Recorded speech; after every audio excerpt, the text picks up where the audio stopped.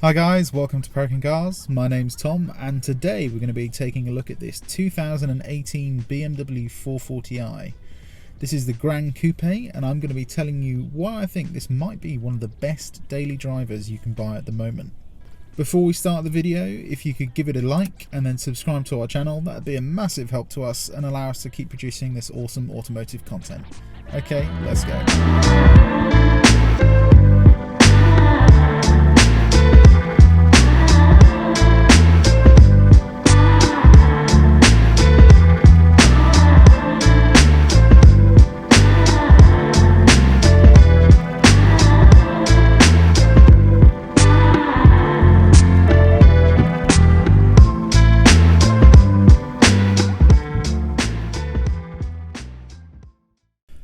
Up front we have BMW's famous inline-6 petrol engine. In this car it puts out 322 horsepower and 450 newton meters of torque.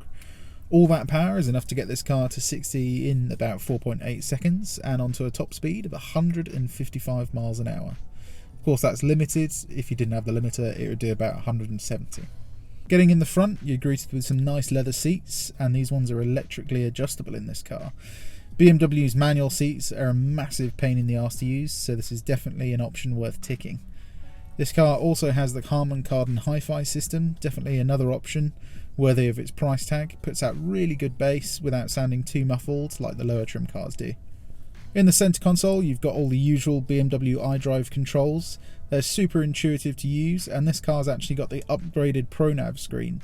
It's got a fantastic resolution and pretty much no lag actually. Of course, a good engine needs a good gearbox, and thankfully this car has the ZF 8-speed transmission. BMW's done a fantastic job of tuning these over the years. It shifts very well for a torque converter and has almost no lag when you put your foot down. Okay, let's check out the back. Moving into the back, the frameless window theme continues, giving you the illusion that this car is a coupe. Except in this coupe, there's seats that can actually be used by an adult. I'm 5'11", and as you can see I've got enough legroom to get comfortable, and I've got just enough headroom so that I don't have to slouch down in the seat. Creature comforts and quality also move through to the back as well. I've got nice leather on the door sills and then some nettage to put your rubbish in.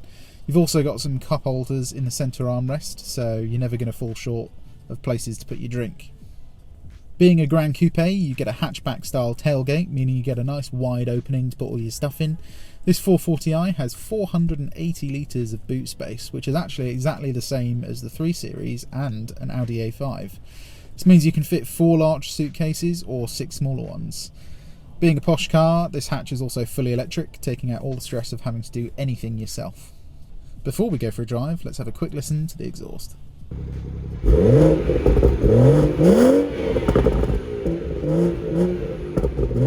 God, never get tired of that noise. Okay, let's see what this car's like on the road. Okay, driving the BMW 440i Gran Coupe. Now I've never driven this car, so this is going to be kind of a first impressions video. But yeah, my first impressions, it's very quiet in here. Suspension feels nice and sporty without being too firm and bouncy. Going over speed bumps feels pretty nice. Steering's actually a lot lighter than I thought it was going to be. A lot of people have been saying the steering's really heavy in these M-Lite cars. I'm sure if I put it in Sport Plus it would get a lot heavier. We're in Eco Pro at the moment, and we're going to do some driving around town, and then we're going to do some driving on the motorway to see what MPG we get. Then finally after that we're going to do some driving on some twistier roads to see what the handling's like. What's that? Okay, let's first see how easy this car is to park. We got all-round parking sensors on this car. No reverse camera, which would probably be handy. Visibility is actually not too bad in this. The rear window is not brilliant, which is why I'd kind of like a reverse camera. But still pretty easy nonetheless. And the parking sensors are actually pretty accurate. There we go, in one go. Right, let's crack on. So yeah, driving through town, pretty easy. Steering's nice and light. Visibility is pretty good, apart from the rear window, which I mentioned. Not much to complain about though. We're going to reset the trip computer now, so we're going to see what kind of MPG we can get on the motorway. Because obviously if you're doing a long journey, the less stops you have to make at a petrol station, the better.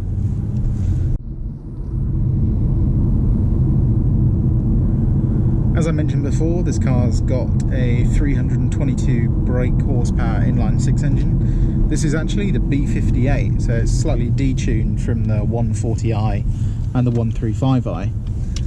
And you do feel that it's a tad slower, but it's certainly not slow by any standards. I mean, 0 to 60 in about 4.8 seconds, so, you know, it's certainly no slouch.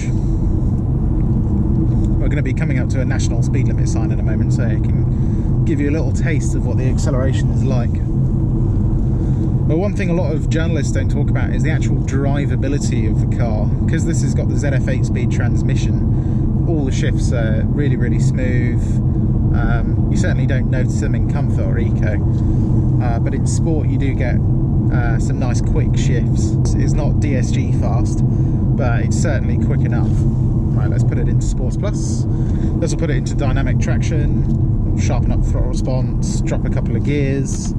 I can actually go into manual mode if I want to. And it will make the steering, oh yeah, there we go, nice and heavy. It's actually not too bad though, to be fair. Coming off roundabouts, put your foot down. Yeah, lovely. Yeah, so I'll let the rear slip a little bit, but it won't let you do anything super crazy.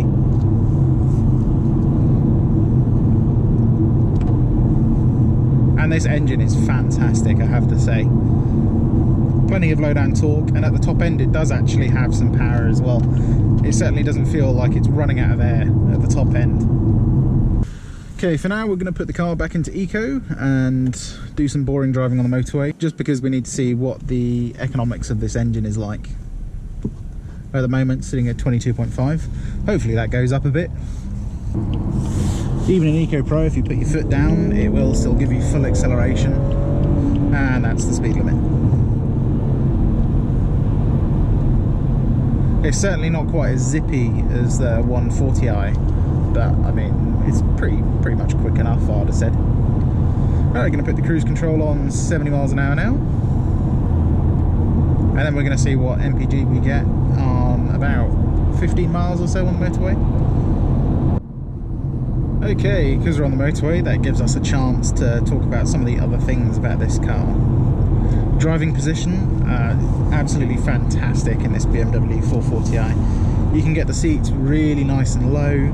You can adjust the base as well, so it actually tilts backwards, so you get some nice support with your legs. There's also an extendable seat base, so you can get even more support for your thighs. Steering wheel, it's a tad thick for me, I think. As are all BMW steering wheels, to be honest. But the actual steering is a lot better than I thought it was going to be. I have to say, a lot of people have said the steering's quite numb and it's way too heavy for the car. But I feel like it's pretty much bang on. Even in Sports Plus mode, it's heavier, but it's certainly not far too heavy. In terms of interior quality, it may not be as flashy as the Mercedes C-Class or the Audi A5, the new one. But the actual build quality and the fit and finish is maybe even better, I'd say. There's almost no rattles and squeaks. Everything has this really nice squidgy material, as if it's not covered in leather, which pretty much everything is. You get nice stitching on top of the dash, and you get some nice aluminium trim on the door cards. Sound deadening is also fairly similar to the Mercedes C-Class. The Audi A5 does have a slight edge because the engine's mounted slightly further forward. They've just got a bit more firewall to keep that engine noise out of the car. Because this is an inline six though, I kind of like having a little bit of engine noise. I mean, you're kind of paying for an M-Light, so you want a little bit of engine noise coming into the cabin. There's almost no wind noise. I can't hear anything, apart from maybe a little bit up there, but that's pretty much normal even for luxury cars. One thing I do find really nice about this car is my elbows fit nicely onto the armrests. The Mercedes C-Class and the Audi A5, you kind of find yourself like dropping one arm either side. It's quite weird. I'm not sure why they've done that. Whereas this, once you're low enough, you get nice support for your shoulders.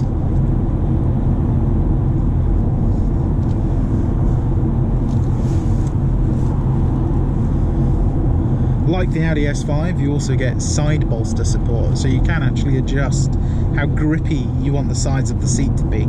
So if you're doing some sporty driving, obviously you can make them nice and stiff, so you get nice support for your sides around the corners. And it does actually work, to be fair, it's not just a gimmick. But then if you're doing a nice long drive, you can slacken them off a lot, and you get this nice big comfy chair that you can move about in, and you don't get uncomfortable over a long journey. So far we've done about 8 miles on the motorway, and it's saying we're doing 41.2 miles to the gallon at 70 miles an hour. Keep in mind that's with the cruise control on as well, so with the cruise control off you might be into the 45s. I think part of that is thanks to the ZF 8-speed gearbox. It just keeps the revs really low, even when you're driving at higher speeds. But for a car with 6 cylinders and over 300 horsepower, that is mighty impressive. Okay, so 42 miles to the gallon on the motorway at 70 miles an hour. Not bad at all. We're coming off the motorway now, so we're going to take it around some twistier roads. Let's put the car back into Sports Plus. Opens the valves in the exhaust, get heavier steering again. And change the gears manually, I think.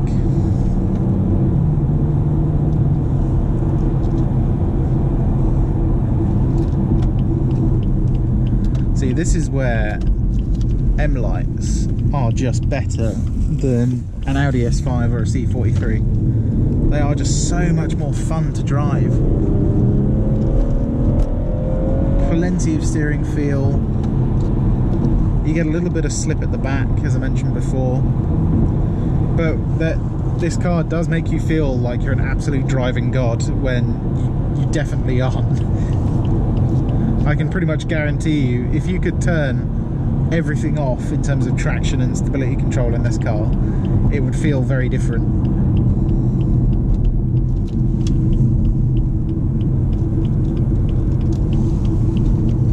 But look at that, it's just so flat around the corners as well.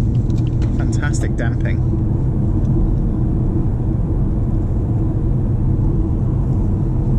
Personally, if I was going to buy this car, I would get an exhaust fitted to it.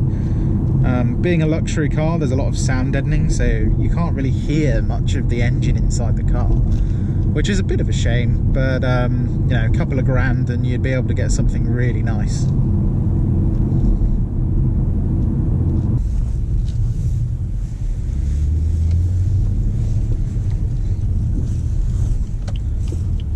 Okay, let's take it through some twisties and see what it's like.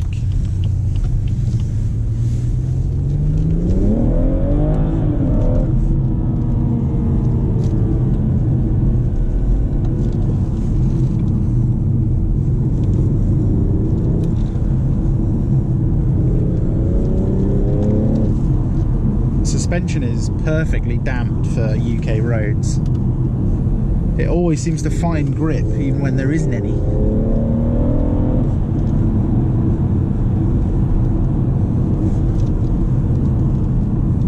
And the car's small enough to be pretty good around some tight, twisty corners on UKB roads.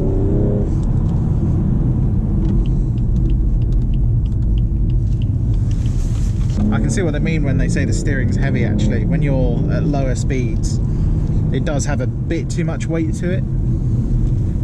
Let's give it the beans again down here. Yeah, it's not long before you're at the speed limit, sadly.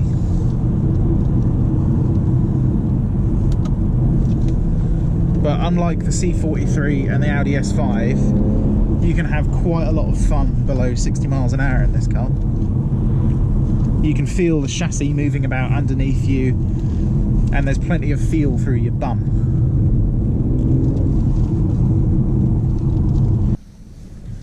Another thing this car's got as an option is auto folding mirrors.